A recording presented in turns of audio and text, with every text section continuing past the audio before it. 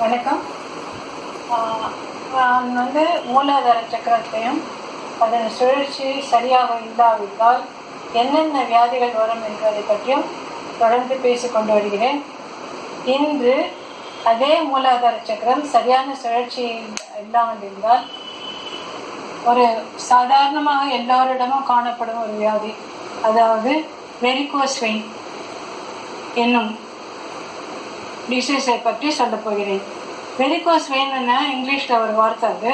அதை சாதாரணமாக நம்ம பேசணுன்னாக்கா நரம்பு சுற்றி கொண்டிருக்கிறது அப்படின்னு நம்ம சாதாரணமாக சொல்லுவோம் இல்லையா. அது நரம்பு இல்லை, பிளட் வெசலில் ரத்தம் தேங்கி இருக்கு. இது தேங்கிறதுக்கு காரணம் என்ன, இந்த வெரிகோஸ் வெயின் எப்படி வருது, எதனால வருது, அது எப்படி ட்ரீட் பண்ணுறது, மருந்தே தேவையில்லை, அந்த மாதிரி ட்ரீட் பண்ணுறதுக்கு ஒரு வழி சொல்லி கொடுக்குறேன். ஃபஸ்ட்டு வெரிகோஸ் வெயின் என்றால் என்ன? வெரிகோஸ் வெயின்னா அதாவது ஹார்ட் தானே இங்கே ஒரு ஒரு பம்ப், அதாவது இருதயம் இங்கே மார்பிள் பகுதியில் இருக்கிறது. இந்த மார்பு பகுதியில் இருக்கும் இருதயம் 24 மணி நேரமும் பிளட்டை பம்ப் பண்ணி கொண்டே இருக்கிறது. பம்ப் பண்ணுறதுனா அது உள்ளே இருக்கிற உடம்புல இருக்கிற எல்லா வித செல்களுக்கும், எல்லா ஆர்கனுக்கும், எல்லா உறுப்புகளுக்கும், எல்லா செல்களுக்கும் நல்ல ரத்தத்தை கொண்டு போய் சேர்க்கிறது. நல்ல ரத்தம்னா அதோட சக்தியும் கொண்டு சேர்க்கிறது. அதனால ஆனால் அது கொண்டு சேர்த்தா போறாது. இந்த பிளட் வெசல் ஆர்ட்ரின்னு பேரு, அது எல்லா பாகத்துக்கும் போகுது. ஹார்ட் இங்க இருக்கு, தலைக்கும் போகும், கீழே இருக்கிற கால் விரல் வரைக்கும் போகும்.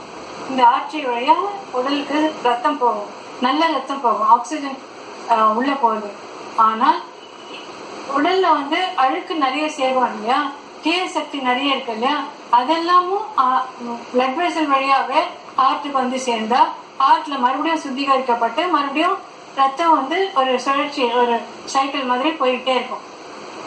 ஆனால் இந்த காலுக்கு போகும் ரத்த குழாய் கால் விரல் வரைக்கும் போகுது. நம்ம பிசிக்ஸ்ல படிச்சிருக்கோம், ஒரு திரவமோ ஒரு காயோ ஒரு கருங்கல்லோ எதுவானாலும் இப்படி போட்டா கீழே தான் விழும். அது கிராவிடேஷன் ஃபோர்ஸ், புவியீர்ப்பு சக்தின்னு படிச்சிருக்கோம். ஆனால் இந்த ரத்த குழாய் ஹார்ட்லேருந்து போற ரத்த குழாய் இப்படி போய் கால் விரல் வரைக்கும் போகுது. அது கிராவிடேஷன் ஃபோர்ஸ் சொல்லிடலாம்.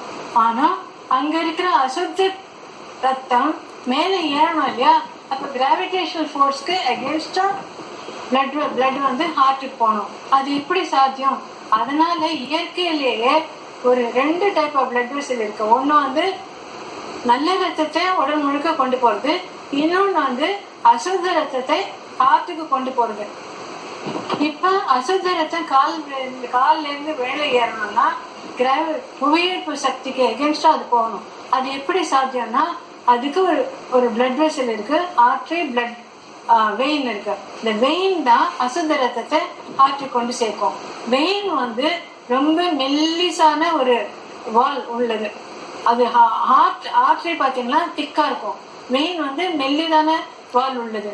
இந்த மெல்லிதான வால் எப்படி பம்ப் பண்ணி மேலே ஏற்றோம்னா அது இயற்கையிலேயே அந்த பம்ப் பண்றதுக்கு சாத்தியமாகிறதுக்கு என்ன பண்றாங்க, இயற்கையில எப்படி இருக்குன்னா இதுதான் பிளட் வெசல்னா இதுல 2 இப்படி வேல்வ் இருக்கும். இது பிளட் வெசல், இது வேல்வ் இருக்கும். இந்த வேல்வ் இப்ப பிளட் இப்படி மேலே ஏறணும்.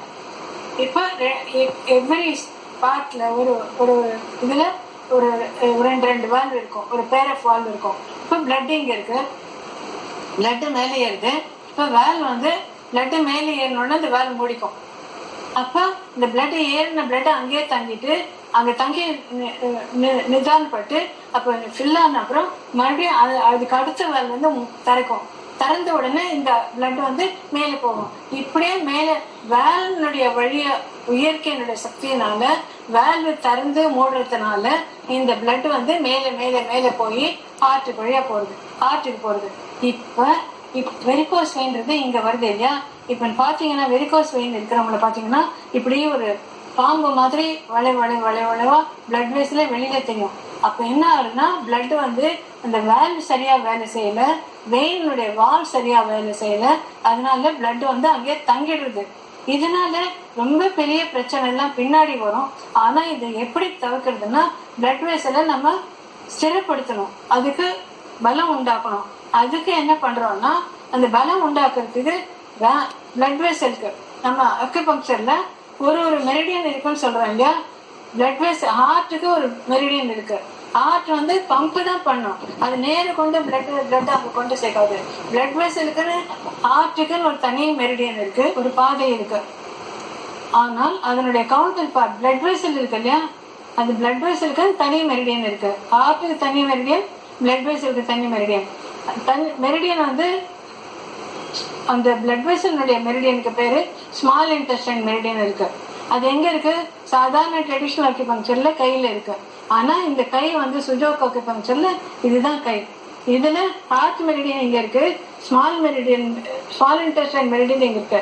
ஸ்மால் இன்டெஸ்டைன் மெரிடியன் வந்து it is associated with blood vessel. So நம்ம பிளட் வெசலை ஸ்திரப்படுத்துறதுக்கு வலுப்படுத்துறதுக்கு நம்ம பண்ணணும். இப்போ பிளட் வெசலை வெயினை வந்து வலுப்படுத்தினா ஆட்டோமேட்டிக்கா வால்வ் சரியா வேலை செய்யும், வால்வும் சரியா வேலை செய்யும். அப்போ பிளட் ஆட்டோமேட்டிக்கா மேல் பக்கமா எகென்ஸ்ட் கிராவிடேஷனல் ஃபோர்ஸ், புவியீர்ப்பு சக்திக்கு எகென்ஸ்டா ஹார்ட்டுக்கு போகும். இதுதான் நம்ம பண்ண வேண்டியது. அப்ப என்ன பண்றோம், இதுதான் ஸ்மால் இன்டெஸ்டைன் மெரிடியன்.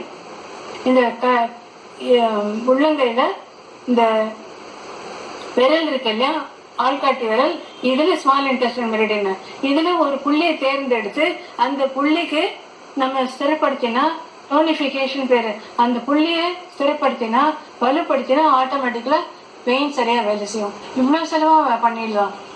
ரேக்கியில நாங்க என்ன பண்றோம்னா, ஹார்ட்டுக்கு வந்து அனாகத்த சக்கரம், ஆனா பிளட் வெசலுக்கு மூலாதார சக்கரம். மூலாதார சக்கராவை சரி பண்ணினா, அது சுழற்சியை சரி பண்ணினாலே பிளட் வெசல் எல்லாம் தனியா தானே மிஷின் மாதிரி இயங்க ஆரம்பிக்கும். பிளட் எல்லாம் தானே போக ஆரம்பிக்கும்.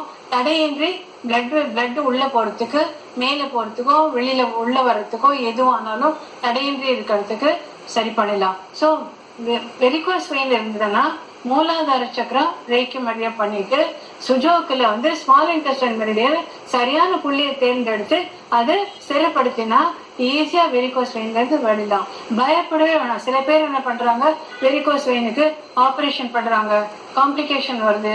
இல்லைன்னா வெரிகோஸ் வெயின் கொஞ்ச நாள் இருந்தீங்கன்னா ஹார்ட் அட்டாக், பின்னாடி ஹார்ட் அட்டாக் வரும் அப்படின்னு சொன்னா, ஏன்னா இங்க இருக்கிற பிளட் அப்படியே ஸ்டேசிஸ் இருந்து ஒரு பிளாக் ஆகி இங்க பிளாக் வந்து ஹார்ட்ல பிளாக் வந்து அப்படியே வந்து ஹார்ட் அட்டாக் வந்தாலும் வரும். அதுக்கு ஏஞ்சியோபிளாஸ்டி பண்ணோம், இல்லை ஹார்ட் பைபாஸ் சர்ஜரி பண்ணோம். இதுவே இல்லை, உடனே இங்க வறட்சியே முதல்ல ஒரு காலையோ 2 காலையோ காலில் வறட்சியே பண்ணிட்டீங்கன்னா தேவையில்லாம காம்ப்ளிகேஷன் இல்லாம பண்ணிக்கலாம். இதுதான் ரேக்கிலையும் பண்ணலாம், சுஜோக்லையும் பண்ணலாம். 2 சேர்த்து பண்ணீங்கன்னா உங்களுக்கு சீக்கிரமான குணமடைறதுக்கு சான்சஸ் இருக்கு. இதே மாதிரி இன்னொரு வெயின் வந்து காஃப் மசில்ல ஒரு டீப் இன்சைட் காஃப் மசில்ல ஒரு வெயின் இருக்கு. அது அடிப்படைங்கிற டீப் வெயின் த்ரோம்போசிஸ். இது வந்து எப்படி வருது, ஏன் வருது என்றதை அடுத்த வாரம் பார்க்கலாம்.